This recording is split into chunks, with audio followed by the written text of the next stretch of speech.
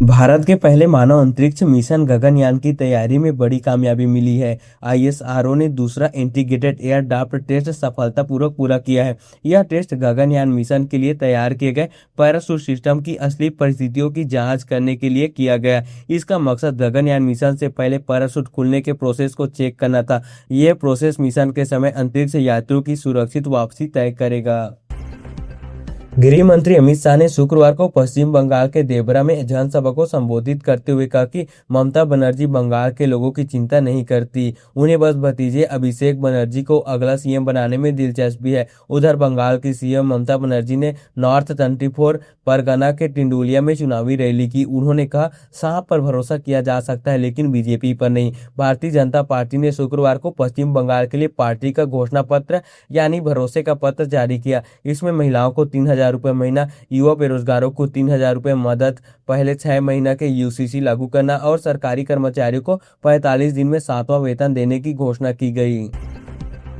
Bharat France से 114 नए Rafale fighter jet खरीद रहा है। 18 जेट फ्रांस में, 96 भारत में बनेंगे। इन जेट को स्वदेशी मिसाइलों और हथियार सिस्टम से लैस किया जाएगा। एसटी की रिपोर्ट के मुताबिक इंटरफेस कंट्रोल डॉक्यूमेंट के जरिए राफेल जेट और स्वदेशी हथियार आपस में कैसे जुड़ेंगे, यह तय किया जाएगा।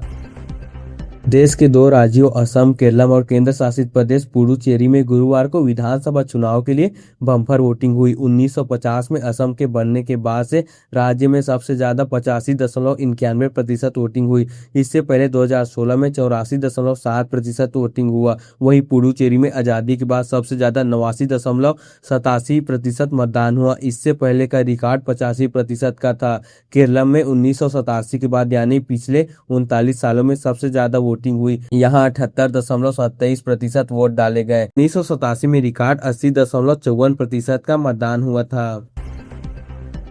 एमपी यूपी में तापमान 6 से 10 डिग्री तक बढ़ सकता है। मध्य प्रदेश में बारिश का असर कम रहेगा। इसके साथ ही दिन का तापमान 4 डिग्री सेल्सियस से 6 डिग्री सेल्सियस बढ़ सकता है। उत्तर प्रदेश में इस हफ्ते बारिश की संभावना नहीं है। बीते 2 दिन में 50 से ज्यादा जिलों में बारिश और ओलावृष्टि का जहां कहर देखने को मिला।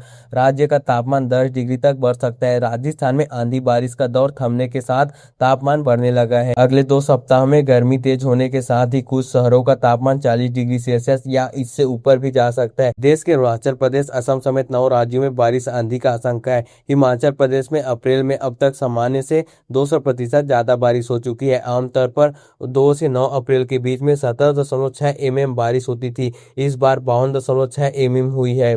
राज्य के अधिकतम तापमान में भी 6.4 डिग्री की कमी आई है। उत्तराखंड के उत्तरकाशी, रुद्रप्रयाग समेत 5 जिलों में बारिश की संभावना है। पहाड़ियों पर बर्फबारी हो सकती है। इधर आंध्र प्रदेश में अगले 5 दिन तक मौसम खराब बना रहेगा। राज्य के कई हिस्सों में गरज चमक, बिजली गिरने के साथ गर्म और उमस भरा मौसम बना रहेगा।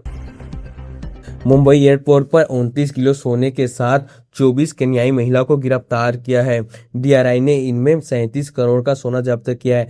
महिलाएं सोना कपड़ों के बैग में छिपाकर ला रही थी। डीआरआई को इनपुट मिला था कि केन्या के नैरोबी से आने वाली कुछ महिला यात्री सोने लेकर मुंबई पहुंचेंगी। इसके बाद छत्रपति शिवाजी महाराज अंतर्राष्ट्रीय हवाई अड्डा पर धाबू ब्लिट्स ऑपरेशन चलाकर संदिग्ध यात्रियों को रोका गया। जांच में महिला के पास से 29 किलो सोना बरामद हुआ। देश की प्राइवेट एयरलाइंस स्पाइसजेट गंभीर संकट से गुजर रही है। परिचालन क्षमता घटने पर कंपनी ने 20% स्टाफ कम करने का फैसला किया है, जिसमें 500 से ज्यादा कर्मचारियों को बिना वेतन अस्थायी अवकाश पर भेजा जा सकता है। उत्तर प्रदेश में मथुरा के वृंदावन में यमुना में नाव पलटने से 10 श्रद्धालुओं की मौत हो गई। इनमें एक ही परिवार के 7 सदस्य शामिल है। ये सभी शुक्रवार सुबह ही लुधियाना के जागराओं से वृंदावन पहुंचे थे। जानकारी के मुताबिक गुरुवार को जागराओं के श्री बांके बिहारी क्लब की तरफ से 2 बसों में 130 श्रद्धालु को ले जाया गया था, जिसमें से 90 जागराओं से और बाकी अन्य शहर से थे। वृंदावन की 4 दिन की यात्रा थी। शुक्रवार को श्री बांके बिहारी के दर्शन के बाद श्रद्धालु यमुना पार कर मंदिरों के दर्शन के लिए जा रहे थे। जो नाव पलटी उसमें जागराओं के रहने वाले 30 श्रद्धालु सवार थे। यूपी में चुनाव आयोग ने स्पेशल इंसेंटिव रिवीजन की फाइनल लिस्ट शुक्रवार को जारी कर दी है। यूपी में वोटरों की संख्या 13% घटाकर 3.9 करोड़ हो गई है। फाइनल लिस्ट में 2.04 करोड़ नाम काटे गए। इस ऐड से पहले अक्टूबर 2025 में यूपी में कुल 15.44 करोड़ वोटर्स थे। पहली ड्राफ्ट लिस्ट जारी होने के बाद यह आंकड़ा 12.55 करोड़ हो गया था। इसमें 2.89 करोड़ लोगों के नाम काटे गए थे। पहले ड्राफ्ट लिस्ट से जो नाम काटे गए थे उसमें 84 लाख नामों को फाइल में जोड़ा गया है। छत्तीसगढ़ के कांकेर जिले में भीषण सड़क हादसे में कांस्टेबल मुनेन्द्र नेताम के परिवार के 4 लोगों की मौत हो गई, जबकि 3 अन्य गंभीर रूप से घायल हैं। हादसा नेशनल हाईवे 30 पर कोतवाली थाना क्षेत्र के 2 कारों की आमने सामने से टक्कर से हुआ। बिहार की राष्ट्रीय स्तर की महिला रग्बी खिलाड़ी ने मुजफ्फरपुर में अपने कोच राहुल कुमार महतो पर यौन शोषण का आरोप लगाया। खिलाड़ी ने बताया कि कोच ने प्रशिक्षण के दौरान अनुचित व्यवहार किया और शारीरिक संबंध बनाने का दबाव डाला। विरोध करने पर करियर बर्बाद करने की धमकी दी। पटना पुलिस ने खगौल में 14 किलो सोने लूटने वाली नकली कस्टम अधिकारियों के गिरोह का खुलासा किया।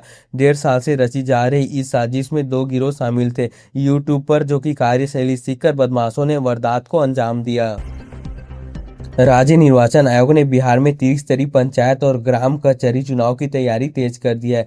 नगर निकायों के विस्तार के कारण बदले गए क्षेत्रों के लिए नए परिसीमन की घोषणा डुगडुगी बजाकर की जाएगी।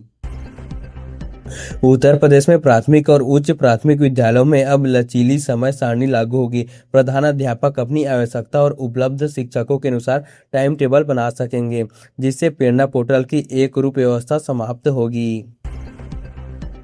इंस्टाग्राम ने एक नए फीचर की घोषणा की है, जिसे यूजर्स अब अपने कमेंट को एडिट कर सकेंगे। लंबे समय से इस फीचर का इंतजार यूजर्स कर रहे थे।